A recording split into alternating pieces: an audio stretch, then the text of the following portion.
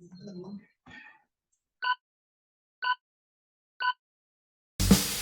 Sobat ATR BPN, Selamat datang di Mabar. Mari belajar arsip.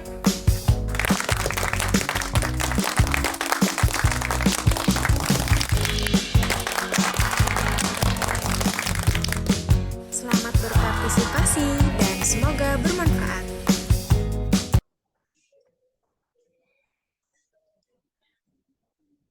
Assalamualaikum warahmatullahi wabarakatuh. Selamat pagi Bapak Ibu. Saya ucapkan selamat bergabung kembali di acara Mari Belajar Arsip. Kali ini episode yang ke-26. Saya ucapkan selamat bergabung pada Bapak Einstein Al-Makarimah Muhammad, STMT MSc, selaku Kepala Bagian Organisasi dan Tata Laksana, yang mana juga pada sesi kali ini sebagai pemateri yang akan membawakan materi kali ini. Dan juga selamat bergabung Ibu Lucy Komalasari, SSIT MAP, selaku Kepala Bagian Tata Naskah dan Kearsipan, Ibu Wahyuning Tias Kusuma Dewi, SSI, selaku Kepala Subbagian Kearsipan, dan Ibu Endah Sukarni Wuryaningrum, SOS MTR AP, selaku Kepala Subbagian Tata Persuratan. Pada kesempatan kali ini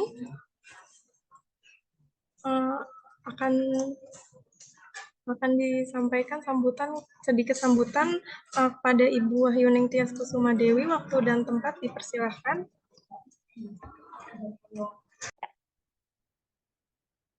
Assalamualaikum warahmatullahi wabarakatuh.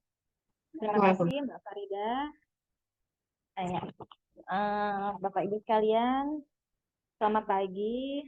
Terima kasih kepada Bapak narasumber yang telah hadir pada pagi hari ini. Mohon izin Bapak Einstein Al-Makarimah Muhammad, STMT MSc, sebagai Kepala Bagian Organisasi Tata Laksana di Biro Organisasi dan Kepegawaian. Selamat pagi juga saya ucapkan kepada Bapak Ibu sekalian, para peserta mabar di episode 26 kali ini yang berbahagia dengan tema yang akan disampaikan oleh Bapak Kabak ini terkait dengan analisis jabatan fungsional arsiparis di lingkungan Kementerian atau BPN. Mohon izin Bu Kabak tidak dapat hadir Pak Kabak dan Bapak Ibu sekalian karena sedang cuti sakit, dan kali ini saya hadir untuk memberikan sedikit sambutan karena memang pentingnya acara pada pagi hari ini ya. Banyak sekali teman-teman di daerah, mohon izin Pak, yang ingin berpindah jabatannya sebagai arsiparis. Namun memang karena ketidaktahuannya untuk terkait dengan berapa sih jumlah ketersediaan jenjang jabatan yang ada di masing-masing satker, sehingga sebenarnya sebelum munculnya di peta jabatan itu tentunya kita membuat analisis beban kerja terlebih dahulu ya Pak ya. Dan berdasarkan dengan surat dari Deputi Bidang Pembinaan Karsipan nomor BA.00-678-2023 tanggal 21 Februari 2023, hal rekomendasi kebutuhan JF Arsiparis di lingkungan ATR BPN ini didapat sekitar kurang lebih 3.352 jumlah kebutuhan JF Arsiparis dari jenjang terampil sampai dengan utama.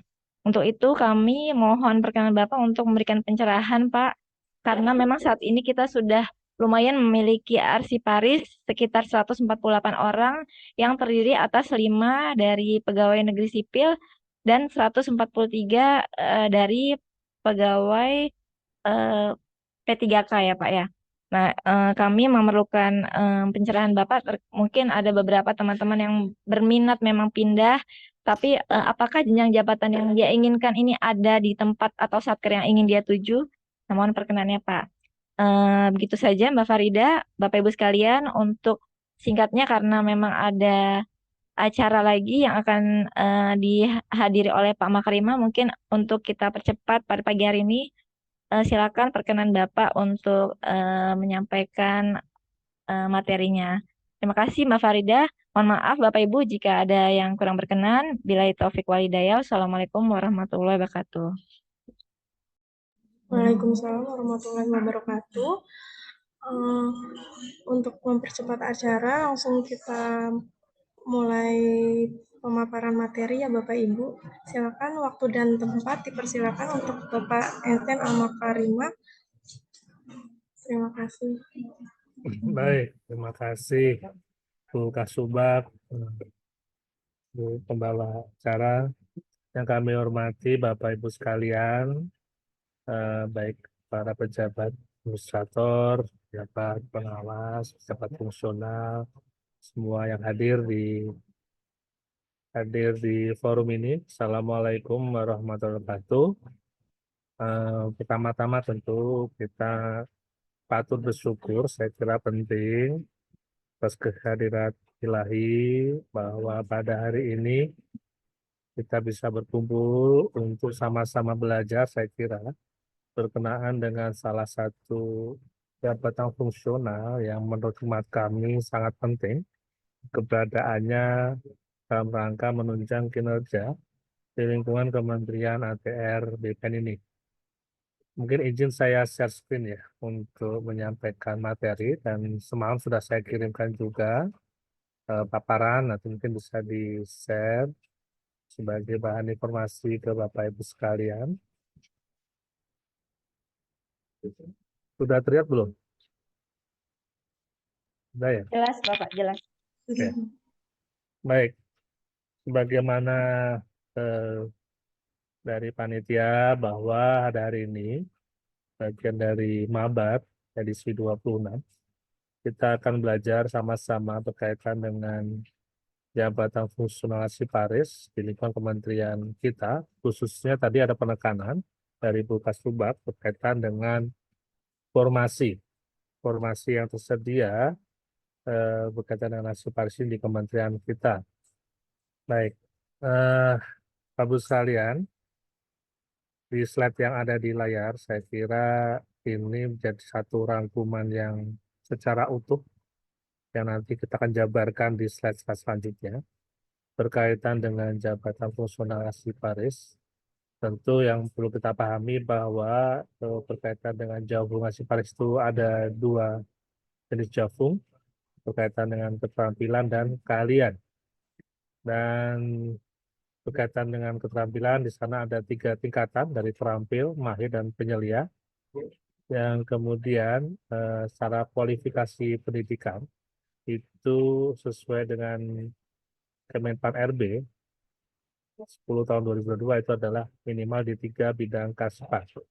Adapun untuk jabatan fungsi keahliannya, di sana juga ada beberapa tingkatan. Pertama Muhammadiyah, itu juga diatur berkaitan dengan minimal kualifikasi pendidikannya yaitu S1 atau D4 bidang kearsipan.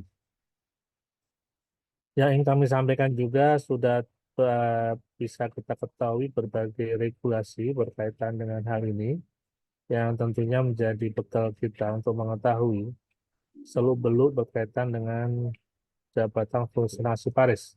Seperti sudah adanya petunjuk teknis pelaksanaan pembinaan CFA Paris yang diatur di Perkara BKN nomor 24 tahun 2015 tentang petunjuk teknis pelaksanaan pembinaan jabatan fungsional Paris.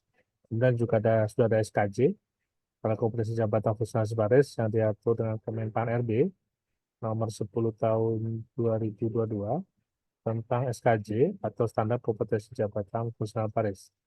Dan sudah ada asosiasinya juga, Asosiasi Paris Indonesia, yang tentu menjadi salah satu hal yang sudah oleh pembina dalam menyelenggarakan jabung itu harus membentuk asosiasi untuk jabatan fungsional tersebut.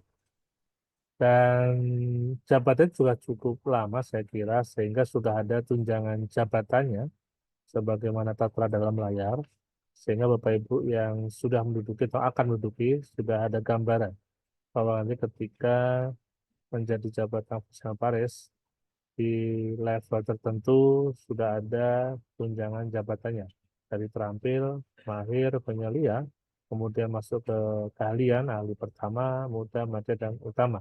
Ini sesuai dengan Perpres 15 tahun 2017 tentang tunjangan jabatan fungsional Paris. Demikian juga tadi disampaikan bagaimana cara menghitung beban kerja yang sebenarnya sudah kita lakukan bersama-sama, dan tadi sudah disampaikan sudah ada suatu rekomendasi dari pembina dari ANRI dan juga sudah ada ketetapan dari Kementan. Itu tentu pada waktu menghitung itu juga menggunakan acuan berkaitan dengan perhitungan beban kerja yang diatur dalam Perka ANRI nomor 10 tahun 2019 tentang pedoman penyusunan formasi jabatan sekretaris. Bapak sekalian yang selain tunjangan jabatan, saya kira juga perlu diketahui juga kelas jabatan. Kelas jabatan ini berkaitan dengan tunjangan kinerja. Kalau tadi tunjangan jabatan sudah kita sampaikan di sebelah kanan, yang sebelah kiri adalah kelas jabatan. Ini yang nanti relevansinya pada tunjangan kinerja. Di kelas jabatan ini, sebagaimana di layar, itu untuk jabatan sekretaris yang terampil itu kelas jabatan 6, kemudian mahir 7, kemudian penyelihat 8, kemudian untuk kalian ahli pertama 8, muda 9, dan madya 11. Adapun terakhir, berkaitan dengan ruang lingkup tugas dan fungsi, itu diatur juga dalam Permen PAN RB 13 tahun 2012. Yang mungkin bisa kami juga sampaikan, pasca terbitnya Permen PAN RB 1 2023, seluruh pembina, instansi pembina untuk jabatan fungsional itu juga sedang menyusun revisi Permen PAN RB untuk seluruh jabatan fungsional untuk disesuaikan dengan Permen PAN RB 1 tahun 2023. Nah, tadi mungkin perlu kita update saya kira, sebagaimana Bu Sumber tadi sampaikan, ya tapi yang ingin kami tekankan bahwa di slide ini adalah formasi yang tersedia. Masih sangat banyak formasi tersedia, itu kalau kita lihat di tabulasi atau di grafik, untuk arsiparis terampil tersedia 1.257, kemudian untuk mahir 816, kemudian untuk penyelia itu 609 formasinya. Adapun untuk yang keahlian, ahli pertama itu ada 476, untuk ahli muda 116, madya 6, dan utama 2. Sehingga sudah cukup lengkap, setiap levelnya itu sudah ada formasinya, sehingga Bapak Ibu sekalian yang ingin pindah, saya kira masih sangat tersedia berkaitan dengan arsiparis ini, karena masih sangat banyak ketersediaan formasinya, sehingga memudahkan Bapak Ibu sekalian untuk bisa berpindah. Bapak sekalian lebih detail lagi, sengaja kami tampilkan data ini yang perlu diketahui tidak sampai detail sampai dengan kata tanahan karena cukup banyak datanya. Tapi sekiranya dibutuhkan bisa diminta ke kami nanti cepat saja. Setidaknya memberikan gambaran formasi yang tersedia untuk menjadi Jakfung Arsiparis, baik di tampil, mahir, penyelia, pertama, muda, madya maupun yang utama. Di layar kita tampilkan beberapa data, khususnya berkaitan dengan Jakfung ini. Yang pertama di lingkungan kesekjenan, itu dapat kita pastikan untuk yang Jakfung utama arsiparis hanya ada di pusat itu seksioner, nanti tentu di biro umum. Demikian juga seterusnya. Dan Bapak Ibu yang di daerah bisa dipastikan juga untuk di setiap provinsinya. Jadi ini adalah agregat setiap provinsi, bukan berarti di kami semua ya. Sebagai contoh di nomor 10 itu ada formasi untuk Jakfung Arsiparis di lingkungan Kanwil WPN Polisi Aceh. Ini tidak berarti hanya di Kanwil, tetapi merupakan akumulasi dari seluruh provinsi, meliputi berbagai kanta yang ada di Provinsi Aceh. Itu totalnya untuk terampil ada 50, kemudian untuk mahir ada 32, untuk penyelia 23, untuk kemudian pertama 16, untuk muda ada 1. Nah, nanti Bapak sekalian bisa sekiranya nanti dari Bapak Ibu Kanwil untuk meminta data breakdown. Terus setiap kantor pertanian akan kita sediakan, silahkan berserat saja. Karena ini kami tampilkan di sini cukup banyak, sehingga kami tampilkan untuk agregat saja di setiap provinsinya yang sebenarnya meliputi seluruh kantor pertanian yang ada. Yang dipastikan tentu untuk Jakfung terampil itu ada di setiap kantor pertanahan, sehingga Bapak Ibu yang ingin berpindah juga saya kira tidak ada permasalahan. Tentu yang perlu diperhatikan adalah kualitas pendidikan dan kompetensi yang dimilikinya. Ini adalah sebaran data-data formasi yang bisa menjadi acuan ketika nanti ingin berpindah menjadi jabatan fungsional sekretaris. Saya kira saya tidak bisa bacakan, nanti bisa di-share saja bahannya untuk setiap unit kerja, berapa jumlah jabung arsiparis dari level terampil sampai dengan utama, ataupun kalau pada dasarnya kalau di setiap provinsi kita sediakan yang kepentingan muda. Ini setiap provinsi sudah kami distribusikan untuk berkaitan dengan formasi, bisa menjadi acuan di seluruh provinsi yang ada. Ya, nah yang selanjutnya tentu berkaitan dengan peta jabatan. Jadi sudah disinggung juga oleh Ibu Kasubag ya. Pada dasarnya dalam merumuskan peta jabatan itu basisnya adalah kelas jabatan. Sehingga dalam menempatkan seorang jakpro tentu melihat kelas jabatannya. Dan kelas jabatannya ini kemudian menjadi satu pertimbangan di mana seorang jakpro ditempatkan, sehingga untuk menjadi atasannya itu tidak boleh kelas jabatan yang sama atau bahkan di bawahnya, sehingga harus lebih tinggi. Dalam layar ini dapat kita coba lihat bahwa sebagai misalnya seorang jakpro arsiparis Alimad ya, yang kelas jabatannya 11 gitu ya, itu bisa di bawah kantor kepala kantor wilayah yang kelas jabatannya 15. Demikian juga yang muda itu di bawah kepala kabak tata usaha yang kelas jabatannya di sana 12 gitu ya, bisa. Demikian juga seterusnya. Nah, termasuk di kantor tanahan. Di bawah Bapak Kepala Kantor Kantor Tanahan itu kita tempatkan untuk jakpro arsiparis saling muda. Demikian juga di bawah Kepala Subbag Tata Usaha. Ini semua kita petakan, peta jabatan ini yang pada prinsipnya berbasis kelas jabatan.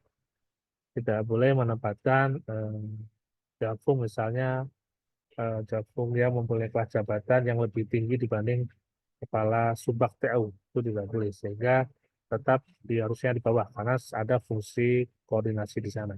Prinsipnya demikian. Nah, kemudian saya kira secara singkat berkaitan dengan analisis jabatan, ANJAP ya. Jadi juga menjadi bahan yang menjadi pembelajaran kita bersama berkaitan dengan ANJAP atau jabatan ini definisinya adalah suatu proses pengumpulan, pencatatan, pengolahan, dan penyusunan data jabatan menjadi informasi jabatan.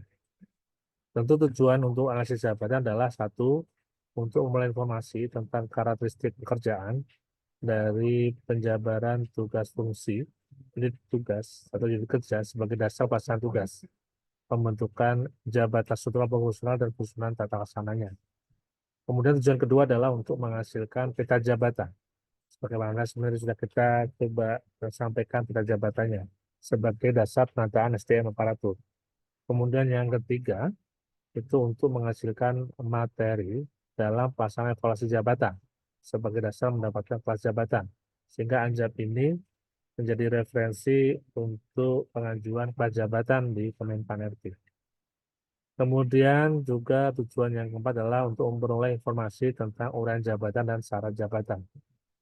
Adapun dasar hukum dalam menyusun ANJAP atau jabatan adalah Permenpan RB nomor 1 tahun 2020 tentang analisis jabatan dan analisis beban kerja. Berbagai sumber data yang dibutuhkan dalam menyusun ANJAP itu adalah tentu berkaitan dengan pemegang jabatan, atasan yang bersangkutan, kemudian yang satu level, bawahan, dan juga mantan pemegang jabatan, ahli dan referensi lainnya untuk menguraikan berbagai hal berkaitan dengan analisis jabatan tersebut.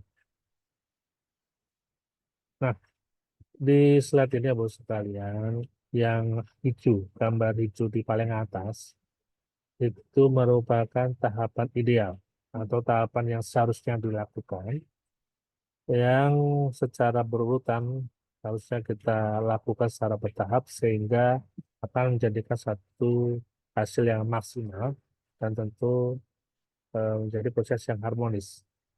Dimulai dari mandat, sehingga mandat ini tentu berkaitan dengan kementerian kita mau kemana, apa yang dimandatkan di kementerian kita. Tentu tidak lepas dari seluruh layanan pertanahan dan tata ruang. Kemudian dari mandat ini kemudian dibentuklah desain organisasi.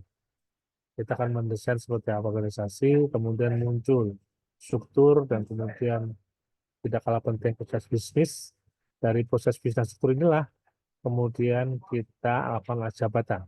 Secara gamblangnya adalah setiap kotak jabatan kita harus menganalisis jabatan seperti apa yang sesuai untuk dapat melaksanakan setiap kotak yang ada di kementerian kita. Nah, dari jabatan ini akan kita dapat kabar oleh jabatan dan spesifik jabatan. Sehingga ketika ada salah satu proses yang tidak lalui, tentu hasilnya tidak akan maksimal. Seperti kondisi nomor 1 tidak melalui mandat, kita tidak tahu arahnya kemana, sehingga tidak efektif apa yang kita susun khususnya berkaitan dengan anjak ini. Demikian juga beberapa langkah yang lain, ketika kita tidak melalui tidak mengikuti langkah yang seperti gambar yang di atas, itu tentu tidak akan maksimal, akan banyak masalah yang ditemui dalam hal ini. Sehingga ini menjadi gambaran kita bahwa dalam proses anjak itu tidak bisa tiba-tiba, ada urutannya. Khususnya pada saat sekarang, di masa transisi pemerintahan yang baru, ini tentu kami itu juga berproses secara paralel untuk memenuhi berbagai tahapan yang ada di gambaran hijau tersebut. Untuk kemudian nanti kita bisa menentukan ke depannya seperti apa analisis jabatan yang dibutuhkan untuk Kementerian APR BPN. Bapak Ibu sekalian, ini kami coba sedikit berikan gambaran terkait dengan format analisis jabatan. Jadi ini beberapa form yang harus kita uraikan dalam analisis jabatan. Yang tentu dari berbagai informasi yang kita harus dapatkan untuk bisa menguraikan. Tentu pertama nama jabatannya apa, ya, kemudian kode jabatannya, kemudian unit kerjanya, kemudian ikhtisar jabatan, kemudian kualifikasi jabatan, dan seterusnya. Adapun untuk nama jabatan itu memberi ciri dan gambaran atas jabatan. Kode jabatan itu mempermudah inventarisasi jabatan. Kemudian untuk unit kerja tentu berkaitan dengan tempat kedudukan jabatan yang terlihat dalam sudut jabatan. Kemudian juga ikhtisar jabatan merupakan ringkasan dari tugas-tugas yang dilakukan, yang tersusun dalam satu kalimat yang mencerminkan pokok-pokok tugas jabatan. Kemudian kualifikasi jabatan, ini merupakan kualifikasi yang berkesesuaian dengan tugas dan fungsi. Jadi jelas ketika kita mendefinisikan kualifikasi itu merujuk pada tugas dan fungsi jabatan. Kualifikasi itu apa saja seperti pendidikan, kemudian pelatihan, ataupun pengalamannya, seperti apa yang kita butuhkan untuk dapat menemukan yang sesuainya dengan tugas dan fungsi jabatan tersebut.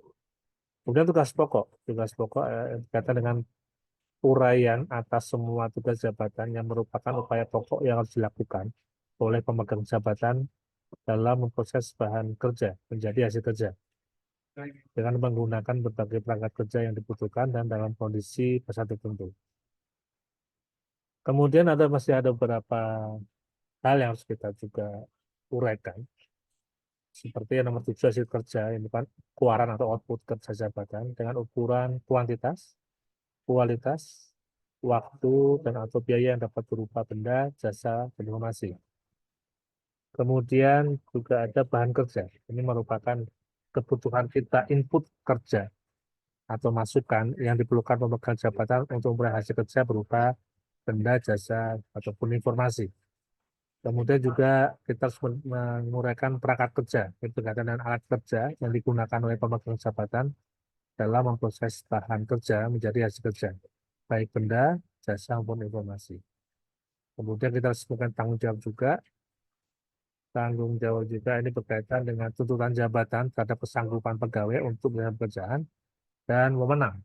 Itu adalah hak yang dimiliki oleh pemangku jabatan untuk mengambil suatu tindakan atau keputusan mengenai suatu hal agar tugas yang dilaksanakan dapat berhasil dengan baik. Dengan adanya perumusan yang jelas, maka dapat dihindarkan terjadi penyalahgunaan atau duplikasi wewenang.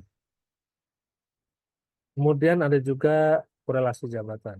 Itu adalah hubungan kerja antar jabatan yang dianalisis dengan jabatan lainnya terkait dengan pelaksanaan tugas jabatan baik timbal balik maupun SARA, baik vertikal, horizontal maupun diagonal. Kemudian juga ada kondisi lingkungan kerja yang kita suka uraikan juga, yaitu berkaitan dengan keadaan tempat jabatan tersebut untuk melaksanakan tugas meliputi aspek lokasi kerja, suhu, udara, luas ruangan, letak, penerangan, suara, keadaan tempat kerja masuk getarannya. Kemudian harus kita uraikan juga resiko bahaya berkaitan dengan potensi kejadian atau keadaan yang dapat membahayakan keselamatan atau kesehatan secara fisik atau kejiwaan pegawai ketika melaksanakan tugas jabatan, di mana bahaya tersebut dapat disebabkan karena bahan kerja yang diproses ataupun perangkat kerja yang digunakan dalam bekerja, proses kerja, hasil kerja, atau karena keadaan tempat kerja. Kemudian nomor 15 ada syarat jabatan, yaitu syarat minimal yang harus dimiliki pegawai untuk menduduki jabatan, seperti keterampilan kerja, bakat kerja, kemudian temperamen kerja, minat kerja, upaya fisik, kondisi fisik, fungsi pekerjaan. Kemudian juga ada prestasi kerja, kerja yang diharapkan tentunya bernilai baik dan sangat baik sesuai dengan regulasi yang ada atau peraturan perundang-undangan. Kemudian kelas jabatan, juga informasi harus muncul, tingkatan pangkat jabatan sesuai dengan bobot jabatan tanggung jawab yang telah ditetapkan oleh peraturan perundangan.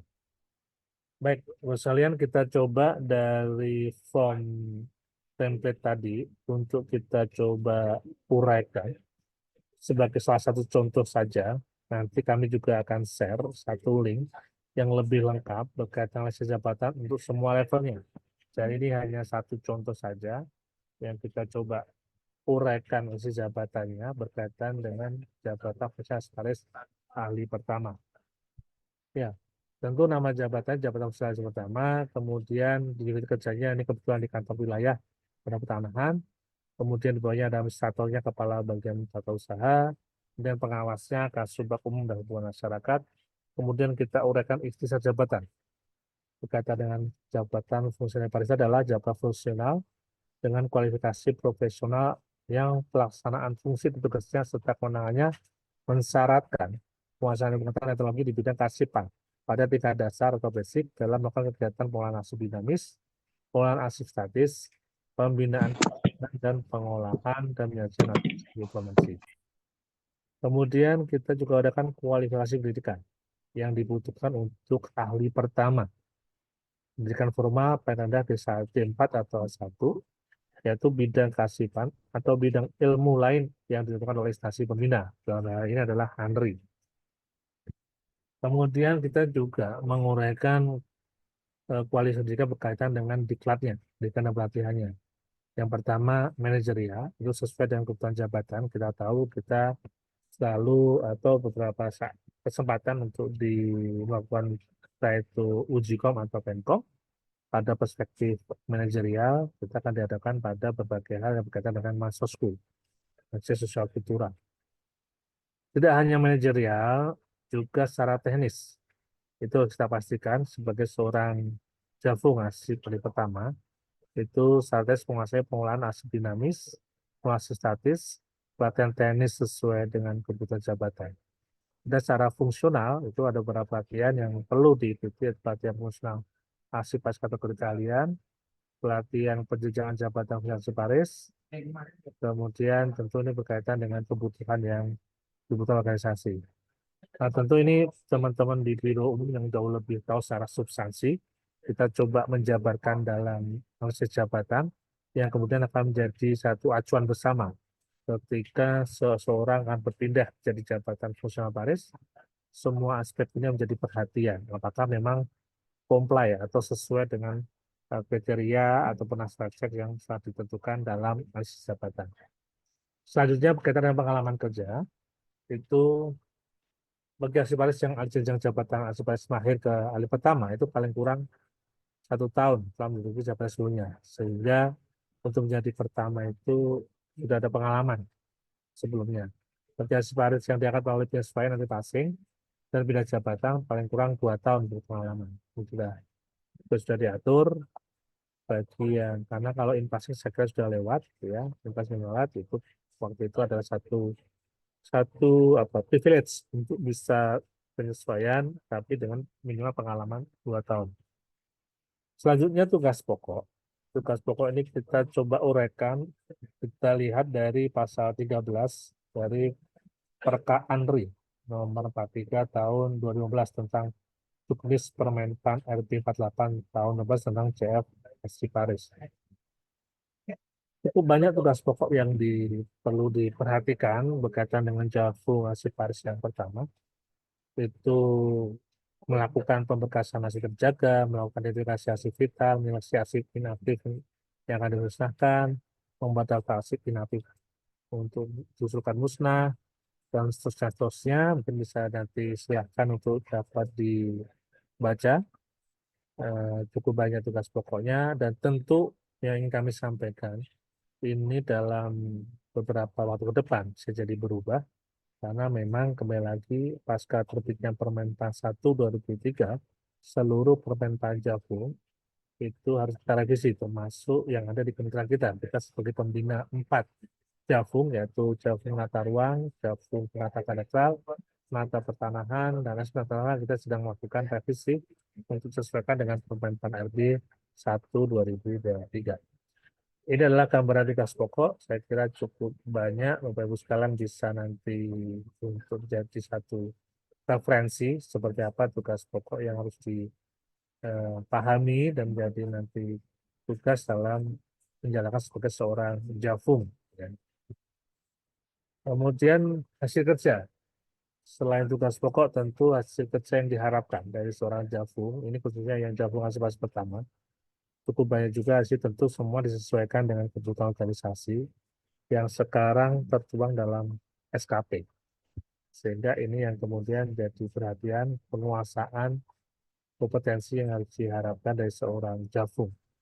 Karena nantinya ketika menjadi seorang Javung tentu harus melalui uji kompetensi yang tentu secara substansi tidak terlepas dari tugas pokok, hasil kerja, dan seterusnya. Cukup banyak juga nanti bisa menjadi referensi bagi sekalian ketika mempelajari seluk-beluk berkaitan Javung Arsiparis. Kemudian bahan kerja, saya kira ini menjadi input dalam penyusunan suatu tugas atau pelaksanaan tugas. Itu tentu kalau kita secara umum kita memperhatikan RPJMN, RPJMN, kebijakan Kementerian KPN, setelah juga SOPK, berbagai juknis dan cuplak SOP di bidang kearsipan, peraturan perundang-undangan, dan dokumen yang diperlukan. Ini sesuai dengan kebutuhan kita. Perangkat kerja, kita juga sudah coba uraikan, kita masuk di benda dan informasi. Kalau benda kita butuh komputer dan kerja lainnya, informasi kita butuh dokumen, data yang tertuang dalam perangkat kerja. Kemudian tanggung jawab, tentu ini juga disesuaikan dengan tugas pokok. Secara umum saja kami sampaikan berbagai tanggung jawab yang harus dilakukan ataupun harus dipenuhi, seperti kelengkapan daftar pemberkasan hasil terjaga, kelengkapan hasil identifikasi, dan semua tentu ini nantinya harus relevan dengan SKP untuk Bapak Ibu sekalian yang tentu sudah terlibat di Javung Arsiparis. Dan di SKP itu kan yang harus dipenuhi sesuai dengan ekspektasi organisasi. Kemudian tentu ada wewenang. Wewenang itu apa saja yang diberikan kepada seorang Javung Arsiparis, wewenangnya untuk dapat menyelenggarakan tugas pokok tadi. Dan kemudian juga kita uraikan relasi jabatan secara internal dan eksternal. Tentu kalau secara internal, teman-teman Javung Arsiparis mempunyai keterkaitan seluruh unit kerja yang ada di Kementerian dan DPR. Adapun secara eksternal, kita coba petakan, itu juga berkaitan dengan pemerintah daerah, dengan DPRD di daerah, kemudian berbagai dinas yang ada di pemerintah daerah, kemudian termasuk kantor pelayanan pajak, notaris, dan seterusnya. Kemudian kita uraikan kondisi lingkungan kerja yang kita harapkan ketika Bapak Ibu si Paris itu bekerja. Tempat kerja itu dalam ruangan, suhu cukup sejuk, keadaan ruangan cukup dan terang. Dan resiko kita juga uraikan juga resikonya ada berapa, itu resiko operasional, ada resiko hukum, dan resiko reputasi. Kemudian syarat jabatan. Nah, ini yang perlu menjadi perhatian karena syarat jabatan inilah yang kemudian menjadi satu filter.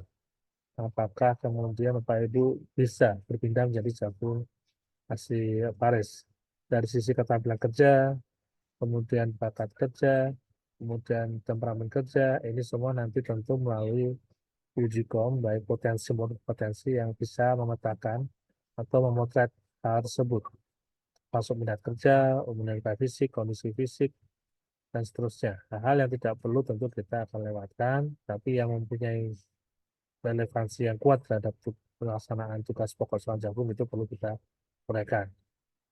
Dan untuk yang kelas jabatan, khususnya yang pertama, itu kelas jabatannya 8. Nah, ini satu slide terakhir saya kira Bapak sekalian. Nanti Bapak sekalian bisa mengakses di SID Anjab CFA. Di sana sudah kami siapkan untuk alih jabatan setiap levelnya. Sehingga Bapak Ibu yang ingin pindah menjadi Jabu Asi Paris bisa melihat pada level apa ingin berpindahnya. Apakah di keterampilan atau di keahlian, itu bisa dilihat setiap levelnya kita sudah siapkan anjabnya. Saya kira itu yang dapat kami sampaikan. Memang kami tidak uraikan secara detail, tapi bisa menjadi referensi untuk sekalian untuk bisa mempelajari disesuaikan dengan kebutuhan ataupun keinginan untuk berpindah pada jabatan fungsional Asi Paris itu pada level yang mana. Terima kasih. Demikian yang dapat kami sampaikan. Mohon maaf sekiranya ada apa-apa. Semoga manfaat bagi Bapak Ibu sekalian untuk menambah wawasannya berkaitan dengan Jabu Asi Paris. Demikian, terima kasih. Wassalamualaikum warahmatullahi wabarakatuh. Kembali ke pembawa acara. Waalaikumsalam warahmatullahi wabarakatuh. Terima kasih Bapak atas penyampaian materi yang diberikan pada sesi kali ini sehingga kami mendapatkan pencerahan terkait jabatan fungsional Arsiparis kali ini Bapak. Terima kasih banyak. Kemudian selanjutnya adalah sesi tanya jawab ya Bapak. Untuk Bapak Ibu yang mungkin masih bingung nih terkait jabatan fungsional Arsiparis atau memang ada yang mau pindah ke jabatan fungsional Arsiparis, ada pertanyaan silahkan. Izin Bapak, ada pertanyaan dari Ibu Kartika dari Kanwil BPN Jogja. Selamat siang Bapak, mohon izin bertanya apakah ABK tersebut bisa bertambah pada kantor wilayah? Ya, silakan Bapak, waktu dan tempat dipersilakan. Baik, tentu ABK yang kami sampaikan tadi tidak sifatnya tidak statis. Tentu akan kita terus pantau menyesuaikan kebutuhan organisasi. Yang kita sampaikan tentu hasil dari perhitungan awal dan menjadi keputusan pimpinan, sehingga nanti sekiranya memang ada kondisi yang memungkinkan satu unit membutuhkan lebih dari yang sudah kita siapkan, bisa diusulkan juga dengan berbagai evidence yang tentu menguatkan. Karena memang semua basisnya adalah ABK. Basisnya analisis beban kerja, kita akan cek volume yang ada di sana, apakah memang membutuhkan melebihi dari yang sudah disediakan, termasuk kompleksitas permasalahan yang dihadapi juga, itu menjadi bagian dari pertimbangan. Sekali lagi, yang kami sampaikan untuk tidak statis, akan bisa berubah waktu tergantung dengan kebutuhan organisasi. Sehingga tidak lagi akan terjadi kotak-kotak yang statis. Memang kalau dibutuhkan di unit yang lebih membutuhkan karena load-nya tinggi, misalnya ada kondisi tertentu, ada penugasan tertentu yang implikasi pada kebutuhan jumlah Jabu Asi Paris, itu jadi juga pertimbangan pimpinan. Sehingga prosesnya tentu silakan untuk mengajukan ke kami, ke pimpinan, menjadi perhatian pimpinan untuk kami analisis tentu nanti ada suatu pertimbangan-pertimbangan yang mendiskusikan juga dengan teman-teman biro umum, dan kemudian tentu dari situlah maka memang dimungkinkan ada penyesuaian jumlah formasi di unit tertentu. Saya kira itu yang Baik, terima kasih Bapak. Untuk pertanyaan selanjutnya ini ada dari Ibu Lia dari Kanwil Kalimantan Barat, Bapak. Ya, silakan Ibu Lia.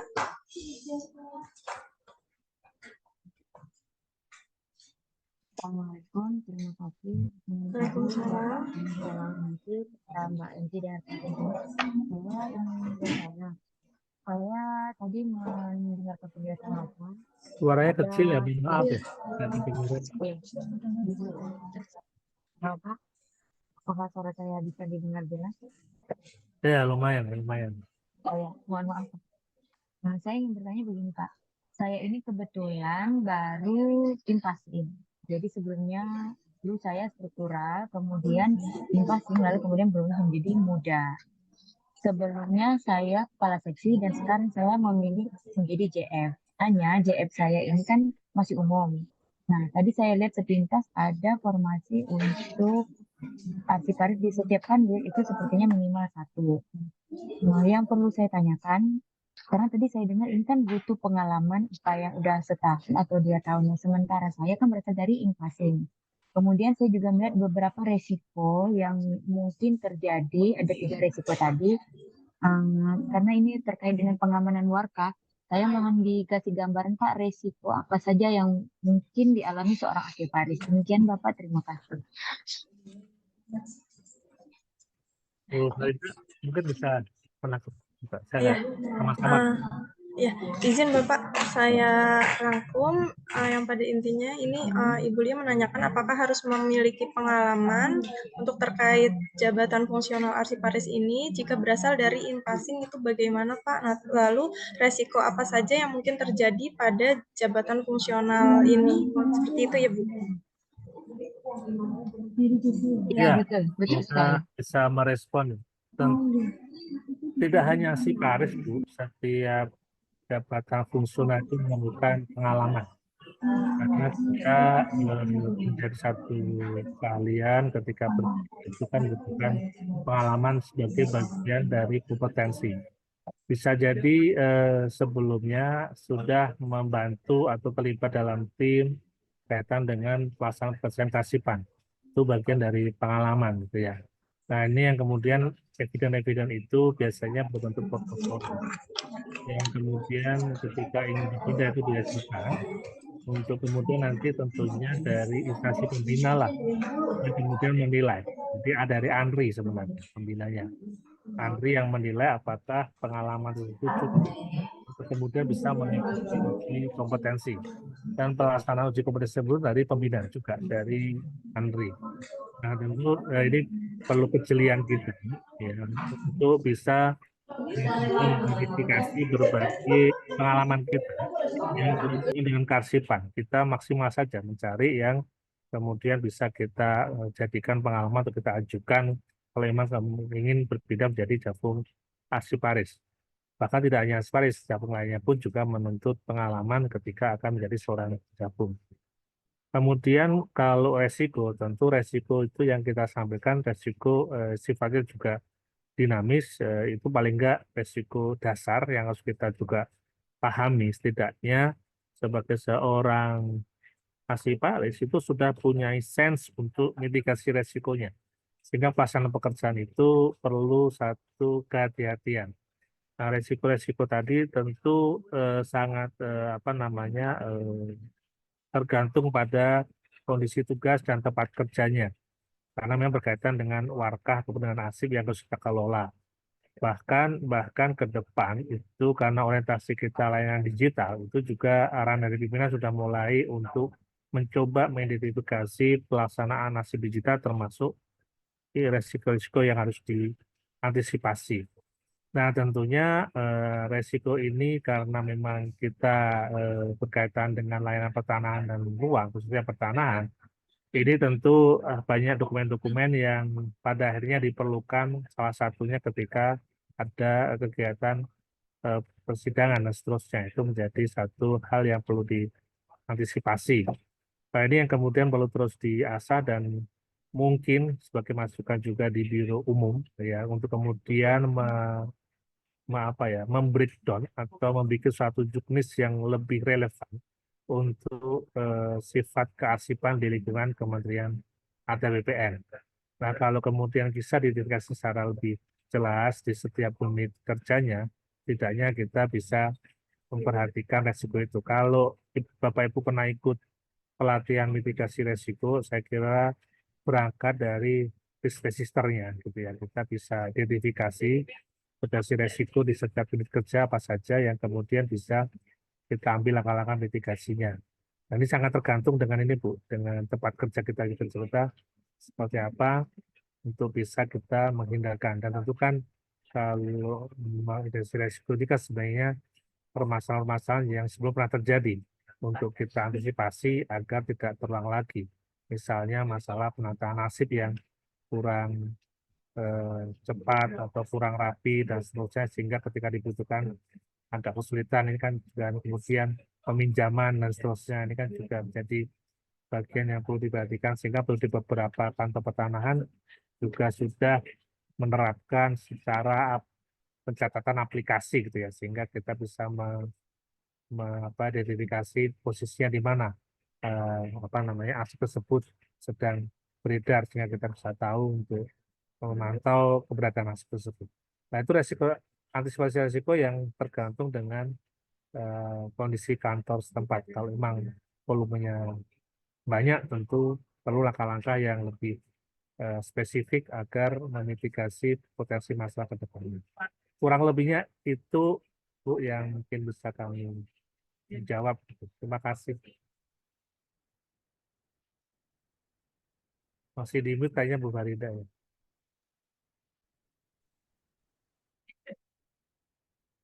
Oh ya, terima kasih Bapak Makarima atas penjelasannya. Seperti itu ya Ibu Lia.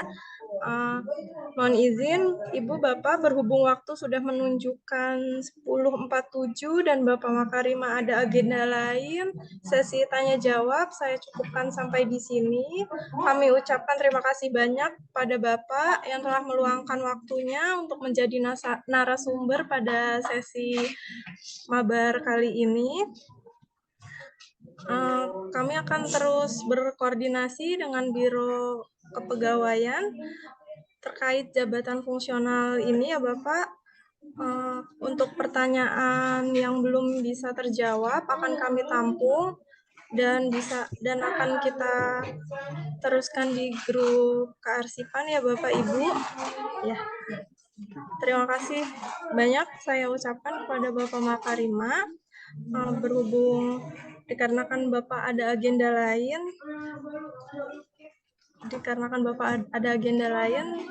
jika ingin meninggalkan sesi Zoom kali ini, dipersilakan. Terima kasih Bapak. Lagi, Bu Farida, terima kasih Ya. Bapak. Mohon maaf belum bisa merespon semua pertanyaan tadi disampaikan oleh Bu Farida. Silakan sekiranya ada semaksimal mungkin akan merespon melalui Biro Umum untuk kemudian bisa lebih kalian. Dan ini menjadi satu kesempatan besar bagi Bapak Ibu ingin berpindah jadi gabungan Siparis. Formasi tersebut masih sangat banyak sehingga bisa memenuhi ekspektasi dari Ibu sekalian. Mohon maaf sekali lagi sudah ada keberkenan izin untuk undur diri karena kebetulan jam 11 kami harus mendampingi Bapak Staf Ahli untuk agenda selanjutnya. Mohon izin undur diri. Terima kasih. Terima kasih. Waalaikumsalam warahmatullahi wabarakatuh. Terima kasih Bapak. Ya, izin Bapak Ibu, untuk acara selanjutnya kita ada kuis Kahoot. Untuk pertanyaan Bapak Ibu yang mungkin belum terjawab akan kami tampung dan akan kita koordinasikan kembali kepada Biro Organisasi dan Kepegawaian. Untuk sesi selanjutnya kita langsung mulai ya Bapak Ibu. Untuk game Kahoot-nya.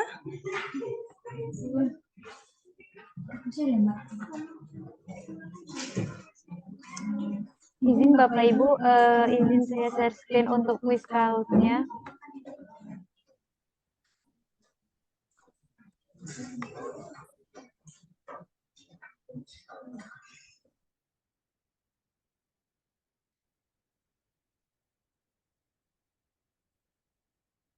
Bapak Ibu bisa bergabung di Play Kahoot dan ini untuk kode Kahootnya bisa diklik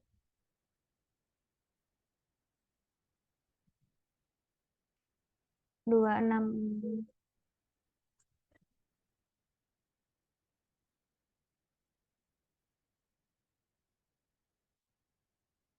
Silahkan bergabung Bapak Ibu. Untuk linknya sudah saya share.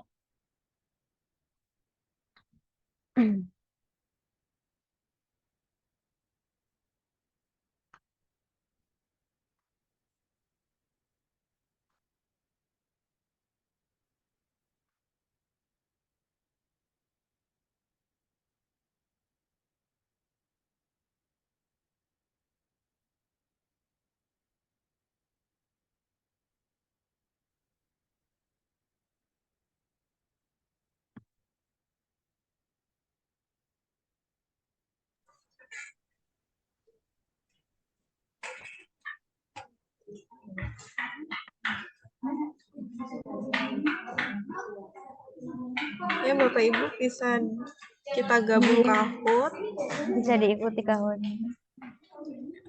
dengan pin gamenya 2666637. Masih kami tunggu ya Bapak Ibu sampai jam 11. 11. Izin Bapak Ibu mungkin untuk yang belum gabung bisa melalui link yang sudah saya share di kolom chat.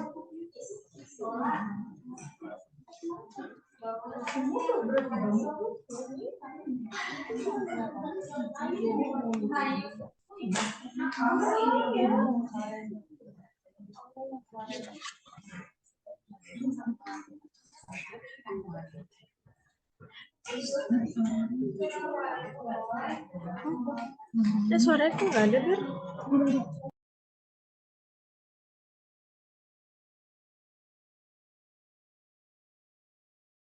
Ini aku mute. Dari udah. Ya. Izin Bapak Ibu, mungkin kalau sudah 150 bisa saya mulai. Ada Mbak?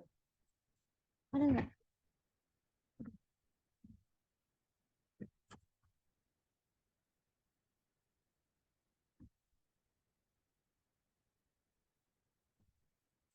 Udah keras.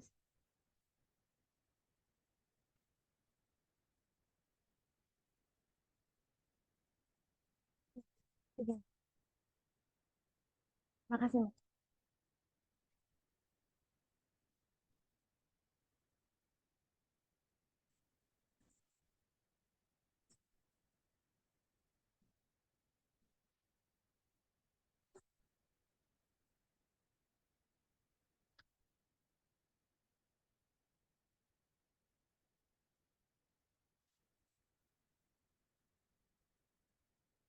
Izin Bapak Ibu, bisa saya mulai untuk game Kahoot-nya Bapak Ibu.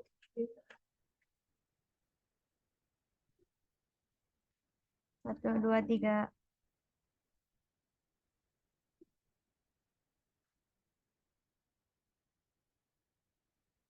Tiga, dua.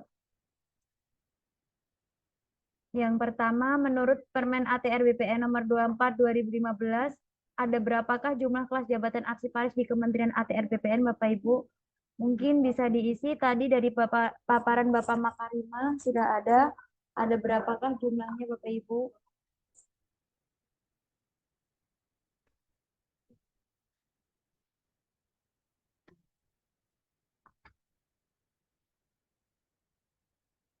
Ya, jawabannya ada 6. Yang betul ada 49. Selamat Bapak Ibu kepada yang sudah betul untuk menjawab pertanyaan nomor 1. Selanjutnya, yang pertama ada Bu Kartika dari DIY, yang kedua ada TYS, dan ketiga ada Bapak Radikwajo. Selamat Ibu Kartika. Selanjutnya yang game kedua, yang nomor 2 adalah standar kompetensi jabatan fungsional arsiparis diatur dalam Nah, diatur dalam bisa keputusan Pan RB, per KBKN, keputusan Menteri Pan RB, dan Permen Pan RB. Mungkin bisa dipilih dari salah satu Bapak Ibu.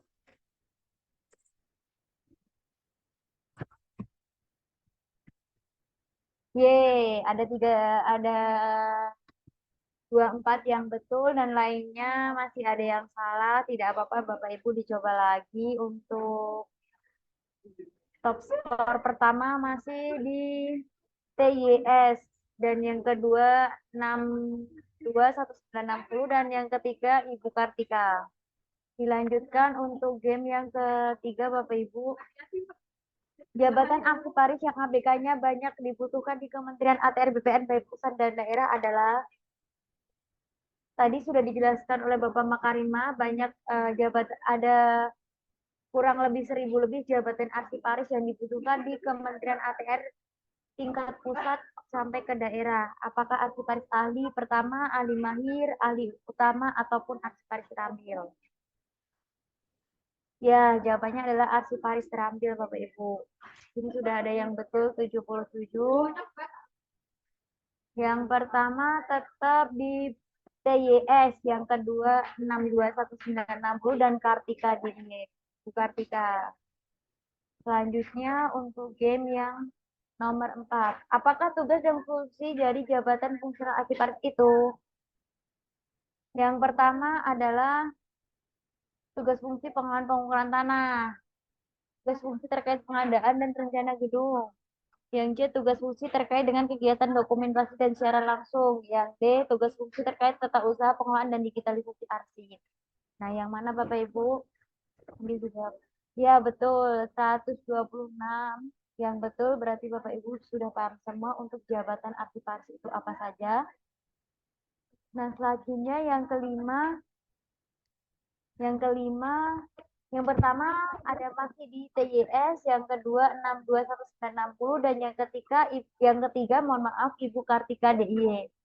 Nah, ini soal yang terakhir Bapak Ibu.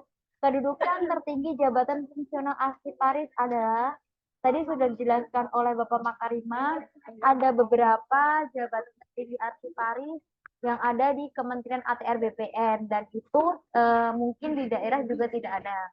Bisa arsiparis mahir, terampil, ahli maja, dan ahli utama. Silahkan dipilih sesuai tadi yang sudah dijelaskan oleh Bapak Makarima.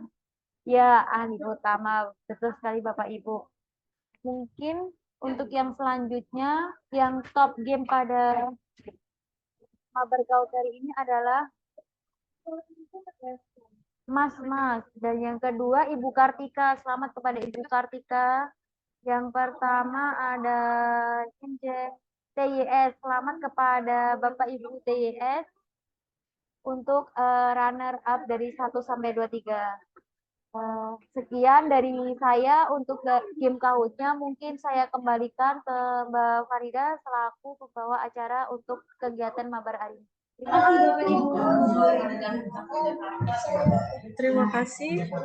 Terima kasih Mbak Berliana yang sudah memandu games Kahoot kali ini.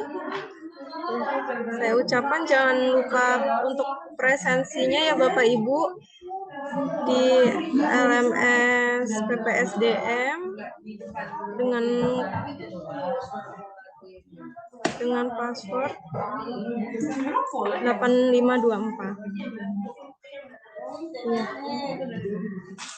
Dengan berakhirnya game Kahoot kali ini, berakhir juga sesi Mari Belajar Arsip kali ini. Saya ucapkan terima kasih kepada Bapak Ibu atas antusias dan kehadirannya pada Mabar episode 26 kali ini.